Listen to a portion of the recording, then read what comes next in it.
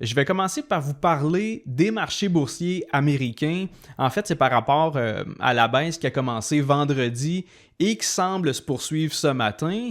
Mais le sujet principal de l'épisode, ça va être davantage les propos de Trump par rapport au Canada. Donc, autant du côté des tarifs douaniers que de l'idée que le Canada pourrait devenir le 51e État en se faisant annexer par les États-Unis. Et je vais terminer rapidement avec le blocage de l'application TikTok aux États-Unis, et ça sera à partir du 19 janvier. Donc, si je commence avec les indices boursiers américains, c'était dans le rouge vendredi passé, et on parle d'une chute de plus de 1,5% pour le S&P 500 et même chose pour le Nasdaq. Et cette baisse-là, elle s'explique avec les données du marché du travail du côté des États-Unis. En fait, le nombre d'emplois créés a été largement au-dessus des prévisions des économistes. Et cette nouvelle-là a fait en sorte que les investisseurs ils pensent de plus en plus que la Fed va prendre une pause et qu'elle va finalement arrêter de baisser son taux directeur pendant un certain temps. Et autrement dit, le marché commence à croire qu'il n'y aura pas davantage de réduction des taux d'intérêt sur un horizon à court terme. Et comme on a pu le voir avec le marché baissier en 2022, un environnement avec des taux d'intérêt plus élevés, ça inquiète toujours les investisseurs en bourse. Et une autre chose à considérer, c'est que je pense que le prix des actions avait été récemment gonflé suite à la victoire de Donald Trump, c'est-à-dire avec l'optimisme pour 2025, et que là, présentement, l'euphorie du marché semble se calmer, autant du côté des actions que du côté des crypto-monnaies. Et là, tranquillement, pas vite, après une année 2024 complètement incroyable pour les investissements en bourse, j'ai comme l'impression que l'inquiétude commence à ressurgir. Et d'ailleurs, pour ceux qui ne l'ont pas encore écouté, dans le dernier épisode de 2024, qui était mardi le 17 décembre, j'avais annoncé le signal d'un début de momentum baissier du côté de l'indice S&P 500 Equal Weight. Equal Weight qui signifie que c'est la version du S&P 500 avec les 500 entreprises qui ont toutes le poids égal, c'est-à-dire la même pondération dans l'indice. Et au fait, pour les abonnés de mon infolettre, j'ai même fourni l'analyse technique de l'indice S&P 500 Equal Weight et j'ai partagé le meilleur instrument pour investir dans cette version-là du S&P 500 sans devoir convertir votre argent en dollars US. Bref, pour le moment, les actions américaines semblent vouloir continuer dans leur tendance baissière et ça me semble être un bon moment pour commencer à acheter de nouvelles actions ou pour simplement grossir des positions qu'on détient déjà dans son portefeuille, même si la baisse est sûrement pas terminée. Je vois déjà des opportunités intéressantes pour le long terme et justement, je vais vous partager le dernier achat que j'ai fait pour mon portefeuille. J'ai acheté du Adobe symbole ADBE, donc ça c'est sur le Nasdaq, et j'ai payé 410 US par action pour du Adobe. Et à noter que le titre il est également disponible en version CDR, donc sur la bourse Neo. Et de ce côté-là, le CDR pour Adobe il est autour de 16 $ canadiens. Comme je vous dis, en CDR, c'est sur les bourses canadiennes. Et on s'entend, en ce qui concerne Adobe, au prix actuel, le ratio cours-bénéfice, il a rarement été aussi bas. On parle quand même d'une compagnie qui a une marge bénéficiaire nette de 25% et qui affiche également une excellente solidité financière, pas d'endettement ou pratiquement pas, et beaucoup de liquidités à leur disposition.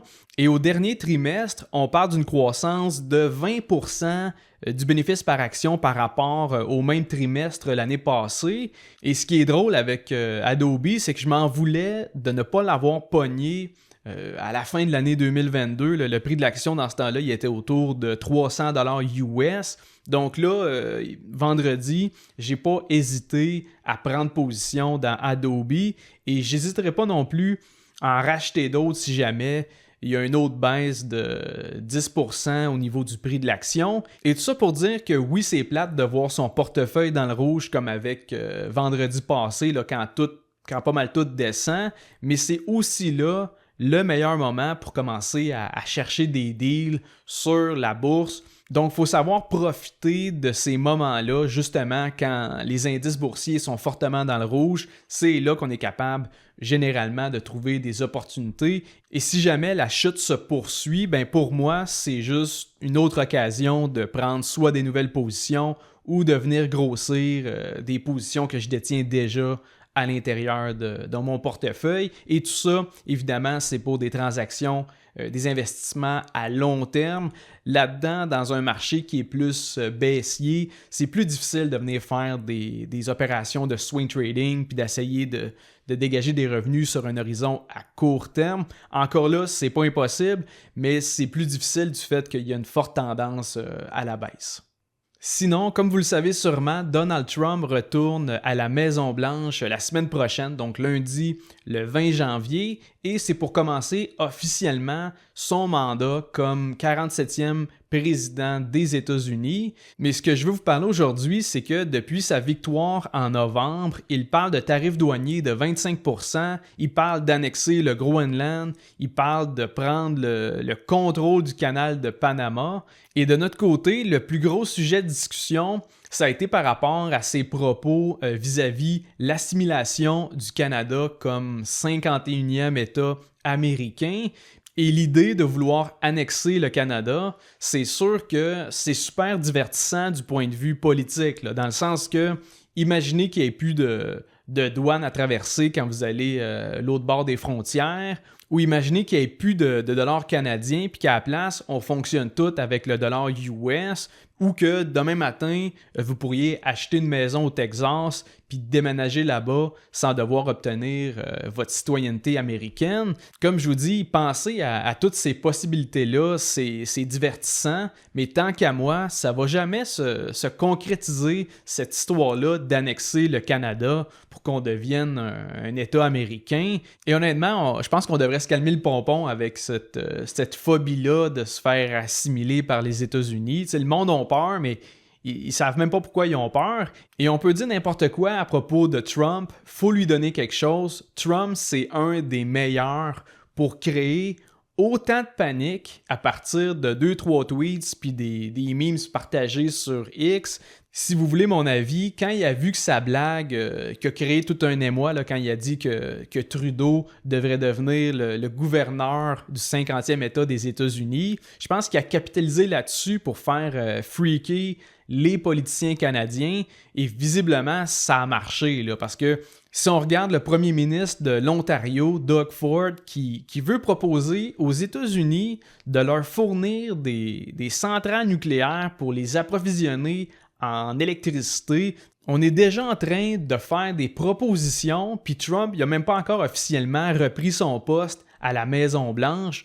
Donc, on peut ne pas être d'accord avec sa façon un peu extravagante de faire de la politique, mais reste que, pour le moment, son approche dramatique, ça semble le mettre dans une position de supériorité au niveau des négociations entre le Canada et les États-Unis. Surtout que ça arrive en même temps que Justin Trudeau donne sa démission, puis que là, présentement, c'est un peu n'importe quoi du côté du gouvernement fédéral. Donc, c'est sûr et certain que Trump va capitaliser là-dessus pour en sortir gagnant. Mais par contre, je veux revenir sur les propos de Donald Trump par rapport aux États-Unis qui subventionnerait le Canada. En fait, pour le citer, il a dit que les États-Unis subventionnent le Canada pour l'équivalent de 100 milliards de dollars par année et que les États-Unis n'ont pas besoin des véhicules qu'on fabrique, ils n'ont pas besoin non plus de notre bois d'œuvre, ils n'ont pas besoin de notre lait. Donc, si j'analyse un peu son argumentaire, quand il dit que les États-Unis subventionnent le Canada à la hauteur de 100 milliards de dollars par année, c'est parce que lui fait référence au déficit du côté des échanges commerciaux. Autrement dit, oui, les États-Unis importent beaucoup plus de produits canadiens que ce qu'ils exportent au Canada. Donc oui, ça crée ce qu'on appelle un déficit du côté des échanges commerciaux. Et effectivement, le trade deficit en 2023, pour les États-Unis, il tournait autour de 72 milliards. Et ça, comme je vous dis, pour Trump, ça lui donne l'impression que finalement, les États-Unis, c'est eux qui font vivre le Canada. Mais il faut comprendre deux choses. De un, il faut comprendre que les exportations, ça concerne uniquement les biens physiques. Donc, on ne calcule pas là-dedans les services. Donc, en d'autres mots, si on fait juste regarder les importations de produits, ça ne représente pas tout ce que les Canadiens consomment qui provient des États-Unis. Au Canada, on paye beaucoup de choses à des compagnies américaines. Juste à penser aux frais financiers avec les cartes de crédit de Visa, Mastercard. On peut penser aussi à un paquet de logiciels, aux abonnements à Netflix, etc. Donc, nous autres aussi, on leur envoie pas mal de cash. Et si on comptabiliserait les services dans le calcul, le déficit commercial des États-Unis, il serait pas mal plus bas que le 70 milliards qui fait référence. Et de deux, un déficit commercial, c'est pas non plus nécessairement une mauvaise chose, dans le sens que tout ce que ça veut dire, c'est que les Américains, ils achètent plus de produits canadiens que ce qu'eux autres nous exportent. Mais si eux autres, ils achètent nos produits, il y a une raison économique derrière ça. C'est-à-dire que soit ces biens-là ne sont pas produits aux États-Unis ou pas produits en quantité suffisante, ou sinon, c'est parce que le prix des biens canadiens, c'est plus attrayant pour les acheteurs américains. Mais dans tout ça, il faut comprendre que derrière les propos de Trump, ce que lui voudrait faire, c'est que les États-Unis produisent toutes ces choses-là à l'interne, donc localement, au lieu de devoir les acheter, les importer du Canada. D'ailleurs, ça va dans le même sens que son projet d'imposer des tarifs douaniers de 25% sur tous les produits en provenance du Canada, parce qu'en rajoutant les tarifs douaniers au prix, c'est sûr que tout d'un coup, ça rend les importations moins attrayantes pour les acheteurs américains, donc ça va les inciter à ne pas acheter au Canada et à trouver une alternative, soit aux États-Unis ou ailleurs. Et pour conclure là-dessus, je pense que c'est important de savoir que la grosse portion du déficit commercial des États-Unis, ça s'explique par le fait que les États-Unis, ils produisent pas assez de pétrole brut à l'interne, donc ils n'ont pas le choix d'importer du pétrole brut majoritairement en provenance du Canada. Dites-vous qu'en 2023, 60% des importations américaines de pétrole brut, c'était en provenance du Canada. Donc finalement, ce que ça veut dire, c'est que la principale cause du déficit commercial, ça s'explique par le fait que le Canada est essentiel pour l'approvisionnement du pétrole brut aux États-Unis. Donc oui, je comprends le raisonnement de Trump qui veut favoriser l'économie locale, qui veut faire du protectionnisme avec les États-Unis. Par contre, l'argument du déficit commercial, c'est pas un super bon argument parce que, comme je vous dis, il y a une raison pourquoi les Américains importent autant de produits du Canada. Et l'autre chose, c'est qu'on est essentiel en termes d'approvisionnement énergétique pour les États-Unis. Ils peuvent essayer de produire plus de barils de pétrole brut, mais en attendant, ils n'ont pas le choix d'importer leur pétrole parce qu'il n'y en a pas suffisamment par rapport à leur consommation. Donc, s'ils cherchent à réduire le déficit commercial, la première façon, ça serait juste de devenir un peu plus autosuffisant par rapport à la production de pétrole brut aux États-Unis. D'ailleurs, ça fait partie d'un de ses projets.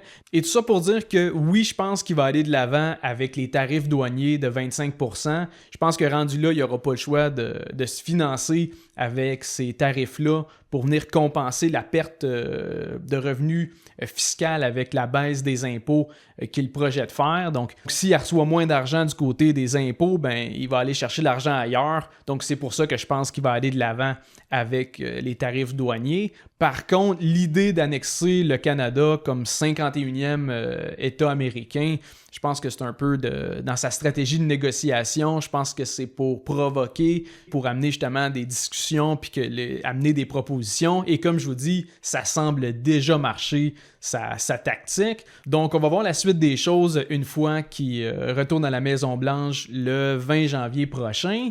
Et pour conclure l'épisode, dimanche le 19 janvier, donc juste avant le retour de Trump à la Maison-Blanche, l'application TikTok va être bannie aux États-Unis. En fait, pour ceux qui ont déjà l'application ne va pas disparaître du jour au lendemain. Par contre, ce ne sera pas possible de la télécharger à partir du 19. Puis après ça, il n'y aura plus de mise à jour pour les utilisateurs américains.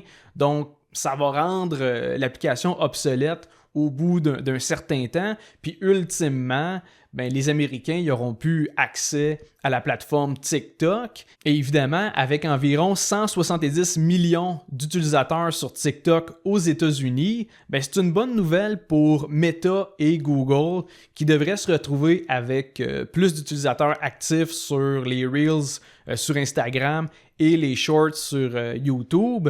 Mais bref, c'est officiellement à partir de dimanche prochain que TikTok devrait commencer à être interdit aux US. Et pour empêcher ça, il faudrait que d'ici là, il y a quelqu'un qui décide d'acheter la branche américaine de TikTok pour que l'application ne soit pas bloquée aux États-Unis. Aux dernières nouvelles, il y avait l'investisseur Kevin O'Leary et le milliardaire Frank McCourt qui ont proposé de faire l'acquisition des actifs de TikTok aux États-Unis. Mais comme je vous dis, à date, tout porte à croire que le 19 janvier, l'application TikTok va être interdite aux États-Unis. Et sur ça, je termine l'épisode d'aujourd'hui. J'espère que vous avez apprécié le contenu. Si vous aimez le podcast, si vous trouvez ça intéressant, je vous invite à laisser un 5 étoiles sur Spotify, à laisser un review sur Apple Podcasts ou à vous abonner à ma chaîne sur YouTube. Et sur ce, on se revoit mardi prochain pour un autre épisode de Finance 360.